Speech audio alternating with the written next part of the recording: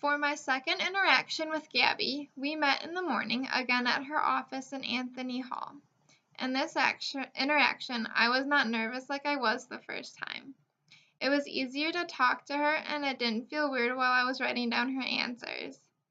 Like I said, she was easy to talk to, and we even chatted for a little bit after the interview. Regarding motivation, I found that she and I are very similar. For me, I want to succeed academically mainly for myself, but I also want to do well in my classes so that I can get a good job. I also want to do well so that I can pass on to others what I know. This is where Gabby and I were very similar, because when I asked her this question, she said she was motivated by her want to help others, specifically farmers, as it pertains to her degree. She is also very intrinsically motivated by her want to be a better person as well as a better professional. The extrinsic factor for both of us would be getting a good job. One main difference she found between here and Brazil regarding motivation is that she found that most students are extrinsically motivated by their want or need to go to college in the US. She contrasted this with Brazil, where attending college is not a motivation but an expectation. When considering this, Gabby thought her motivation has changed as she now views her master's and PhD program as something she strives for instead of something that is just expected of her. She also noticed a difference in interactions between students and professors. In the US, and especially Michigan State, she observed that lectures are very large and you tend not to know the professor. However, in Brazil, the class sizes are much smaller and the professor knows your name and learns who you are. In grad school at Michigan State, she's seen that the professors are much more relatable and talk to you on the same level, whereas in Brazil, there is a clear hierarchy and the students are talked down to. Regarding her cultural practices, Gabby says her day-to-day routine has changed and been more Americanized. In Brazil, lunch is the largest meal of the day. Breakfast is small in the morning, maybe a coffee and a cookie.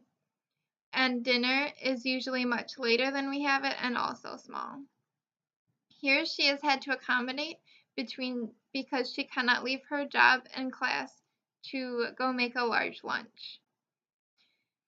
So this is how she has adapted and changed her cultural norms.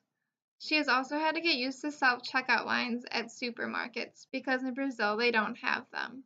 In Brazil, they don't have them because they believe there is corruption everywhere and they don't trust people as we trust them. Something I was wondering was how people in Brazil interact with other cultures compared to how people in the United States react to other cultures. She said in Brazil, everyone is super friendly, and she says that if you go by yourself, it is likely you'll end up at someone's house party. Compared to here, she has never been mistreated, but people are a lot less friendly. They won't say hi to her, they might just ignore her. She hasn't had this personally, but she said that a friend had someone yell at her while she was speaking to her mom on the phone that she was in America and she needed to speak English. This person seems to have sort of a minimization viewpoint as they don't recognize the other person's culture and their language and thinks that English should be the only one used. Gabby also thought that the professors in Brazil tend to praise for effort instead of ability. She saw that one professor, who she sort of co-taught with, would check to see if students were visiting the farm to help their studies and do extra work outside of class. When he saw this, he did more to praise them and reward them. The final thing we talked about was learned helplessness. I thought it would be interesting to see if she ever gave up on anything.